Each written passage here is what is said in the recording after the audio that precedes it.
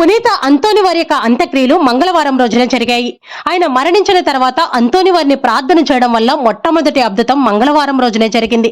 అందువల్ల మంగళవారం రోజునే అంతోని వారు వారి యొక్క భక్తుల కోరికలను ప్రత్యేక రీతిలో నెరవేరుస్తున్నారు అనే నమ్మకం పాదువాపుర ప్రజల్లో బలంగా నాటుకుంది. అందుకే ఈ రోజుకి కూడా మంగళవారం రోజున అంతోని వారిని గౌరవించడం ఆనవాయితీగా వస్తూ ఉంది.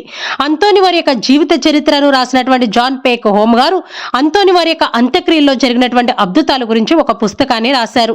ఆ పుస్తకంలో అంతోని వారి యొక్క శవపేటికను తాకిన వారందరూ వారి బాధల నుండి వ్యాధుల నుండి స్వస్థ పొందారు అని, గ్రుడ్డువారు చూడగలిగారని, మూగవారు మాట్లాడసాగారని, చెవిటివారు వినగలిగారని, కుంటివారు నడవగలిగారు అని మరియు పక్షవాత రోగులు స్వస్థ పొందారు అని ఆ పుస్తకంలో రాయబడి ఉంది.